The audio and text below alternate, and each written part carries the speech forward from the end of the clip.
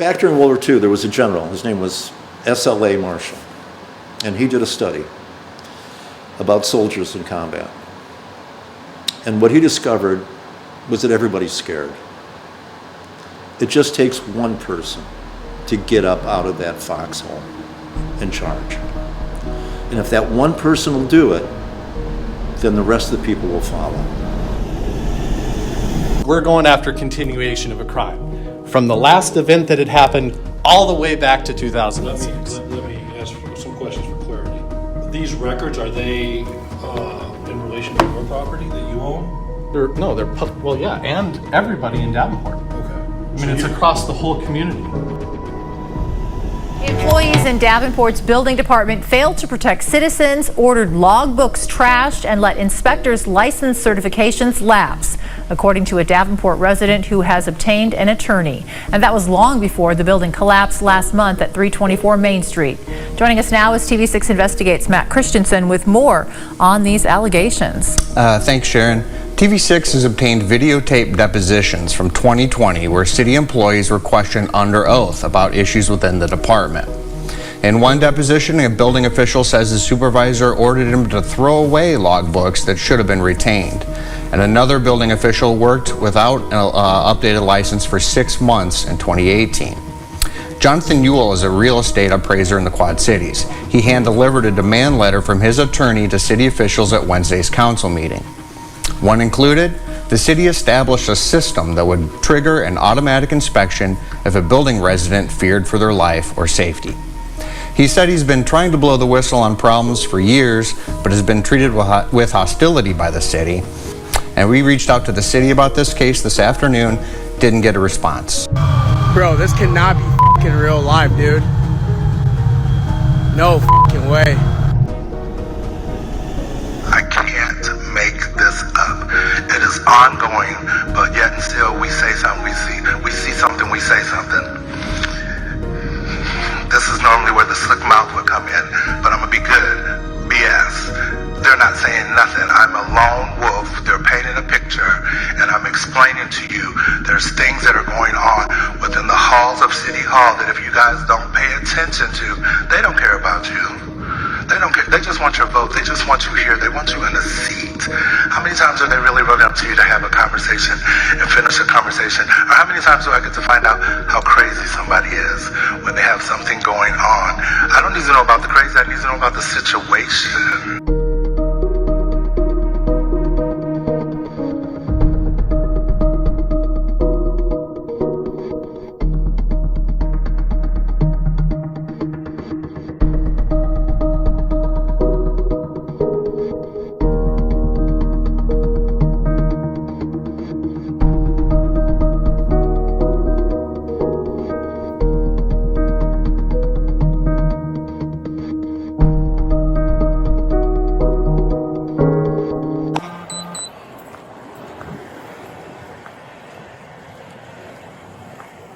Absolutely, Matt. I'd like to share it. I want to report. I'd like to report what appears to be a crime. Falsification of public data. Falsification of public data? Yeah. Okay. Let me read the statute here for you. Well, why don't you explain your situation first? Sure. Then we can look back at the statute. Sure. I just got a bunch of public information from a FOIA Okay. that appears to indicate that an individual employed by the city who, based on prior FOIA records, is not an inspector, completed a series of inspections. So what records were falsified then? Building inspection records. And you have those records? Yep. So what's the recourse for contesting those records? Well, first I'd like to report a crime. So let me just read this. 721.1, felonious misconduct in office. Okay. Any public officer or employee who does any of the following commits a Class D felony. Makes or gives a false entry, You want to talk with him over here? false receipt, false certificate, where such entries, returns, certificates, or receipts are authorized by law. Falsifies any public record. What do you think a building inspection report is? I did get this through a public records request, right? Okay. Okay. We're talking about potentially hundreds, if not thousands of accounts. I mean, I've got, the county attorney was on to these inspectors in 2006. So, let me ask a question. We're going after continuation of a crime. From the last event that had happened all the way back to 2006. These records, are they in relation to your property that you own? Well, yeah, and everybody in Davenport. Okay. I mean, it's across the whole community. Okay. So you're like doing your own audit of I issued a demand letter to the city of Davenport asking them to complete an audit. One might wonder if the building collapsed because we didn't get one. I'm comfortable right here. There's nobody in here. The phones and stuff. There's glass. You can hardly hear through the window. Let's go outside, sir. We're bothering the information, so we can talk and get all the information right outside. Yeah, I'll comply with your, We'll talk to you as long I'll as you comply want with right your outside. request. No, now I'm still talking about this building inspector here. oh. But you said And I got pay stubs that appear that he appeared to have been in either on vacation or on sick leave, 80 hours every 2 weeks. Yet somehow he's completing inspections. Now that you know what's funny about that is that time that he completed 80 hours of sick leave every 2 weeks was 3 months. Yeah, I wouldn't know about any of that. You know what happens in rehab? You know how long normal rehab is? My guess is 3 months. Did you really allow a building inspector to falsify documents while he was in rehab? That's a question that I'd like answered. I can't answer that for you. That's why we're here, to file the police report, to make sure that HR does their job. Okay, Is it my understanding you have legal representation?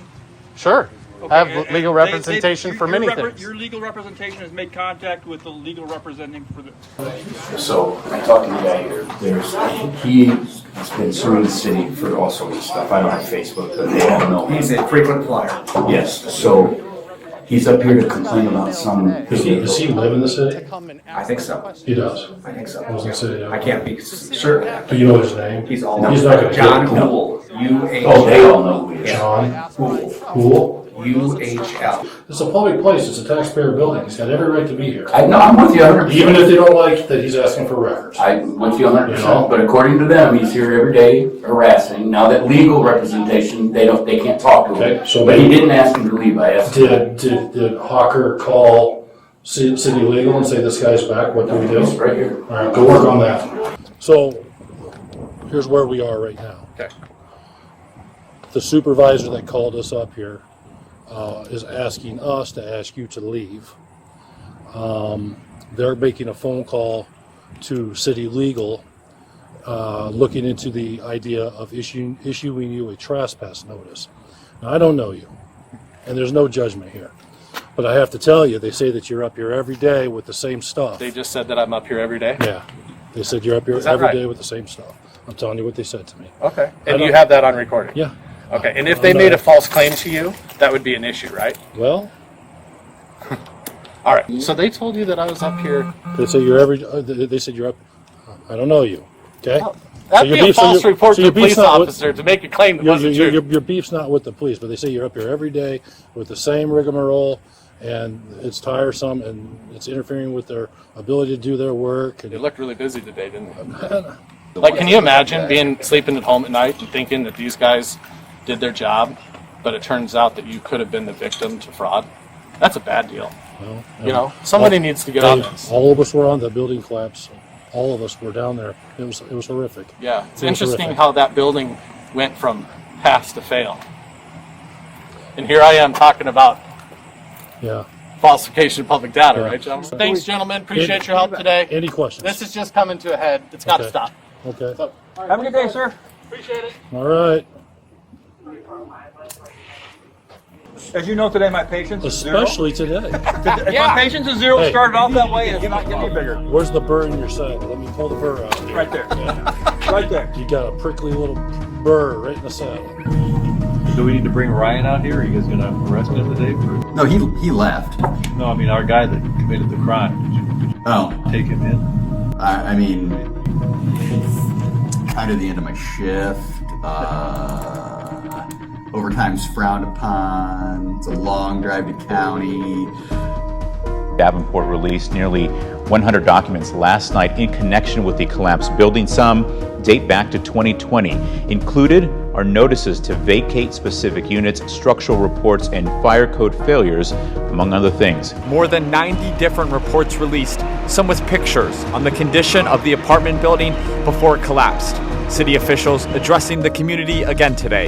Good morning, thanks for coming. News 8 has gone through the documents line by line and found some interesting details. On February 2nd, Davenport Development and Neighborhood Services released a report saying in part, quote, "Part of the southwest wall has been gradually failing. There's visible crumbling of this exterior load-bearing wall under the support beam. To continue to use the building, you must provide an engineer's letter stating this is not an imminent danger." Select Structural, the engineering company hired by building owner Andrew Wold, conducted an emergency site visit the same day and concluded, quote, "An evacuation or lockout of the building is not necessary at this time." You were toting such a fine line between closing the building and keeping the building open, and based off one engineer's report, you decided to keep the building open, and now most likely 3 people have died because of that. And I understand that. I mean, a professional engineer in February stated the building was not at imminent collapse. The same engineer reviewed the repair work that needed to be done in May and did not come to the conclusion that that building had to be evacuated. Less than a week before the building collapsed, another report was conducted. In a report from May 24th from Select Structural, which was 5 days before the building collapsed, it says, "In anticipation of these areas falling, the brick facade above the window should be secured. This is to keep the entire face of the building from falling away from bottom areas that come loose." Did that not cause you guys to pause and say that no one should live in this building? They're still investigating that. Believe me, the investigation, we're as interested as anybody else. And I started putting in Freedom of Information Act requests. And here's what I found out. There were 74 open housing violations, 74 open housing violations going back years. There were 2 orders to vacate. There was an order declaring that 324 Main Street was a public hazard. But the most damning thing I found was this. And this is a memo from Rich Oswald on August 2nd, 2021. Rich Oswald is the head of Neighborhood Services. He's the person that's in charge of inspecting rental properties. And he told his number one guy, a guy named Tony Haught, on August 2nd, 2021, reinspection on existing violations at 324 Main Street on hold per Rich Oswald. There were never any more inspections, and people died. And we knew, the city knew that that building was unsafe. I have photographs going back years and years and years of how this building was just official notice to vacate. And this was dated February 9th, 3 months before the building collapsed. And another part was the city using HUD money. Put Section 8, which is low-income people, into 324 Main Street where they died. And I have the actual HUD inspection reports here. And they were falsified. They were falsified.